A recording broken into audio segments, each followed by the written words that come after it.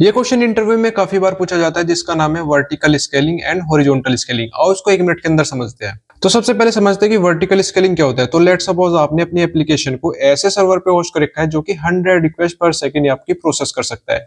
लेकिन क्या होगा अगर आपके पास यहाँ पे 200 रिक्वेस्ट पर सेकंड आने लगे, तो उस केस में सबसे पहले हम क्या करते हैं कि जो सर्वर के रिसोर्स है हम उनको अपग्रेड कर देते हैं। लेट सपोज हमारे पास यहाँ पे 4 GB रैम है एंड 4 CPU है, तो हम यहाँ पे क्या करेंगे, इसको यहाँ पे डबल कर देंगे, यानी कि हम यहाँ पे 8 GB रैम एंड 8 CPU इस सर्वर को दे देंगे।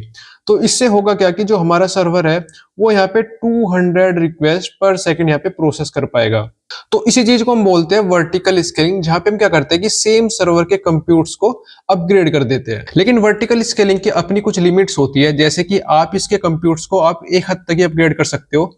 एंड सेकंड थिंग, आपके पास यहाँ पे एक ही सर्वर होता है, यानी कि आपके पास सिंगल पॉइंट ऑफ फेलियर है। अगर ये सर्वर यहाँ पे डाउन होता है तो आपके यूजर को डाउन टाइम फेस करना पड़ेगा। तो इसी चीज को सोल्व करने के लिए हम लेके आते हैं हॉरिजॉन्टल स्केलिंग। तो हॉरिजॉन्टल स्केलिंग के अंदर आप क्या करते हैं कि आप अपनी एप्लीकेशन की मल्टीपल कॉपीज बना लेते हो, देन उनको मल्टीपल सर्वर के अंदर होस्ट कर देते हो। अब जो ये सर्वर है आपके एक सिंगल डीबी से कनेक्टेड होते हैं, और साथ में आप यहाँ पे एक लोड बैलेंसर यूज करते हो जो कि आपकी एपीआई रिक्वेस्ट को इन सर्वर को फॉरवर्ड कर देता है। तो जैसे आप यहाँ पे कोई भी एपीआई रिक्वेस्ट कॉल करते हो तो सबसे पहले रिक्वेस्ट लोड बैलेंसर पे जाती है।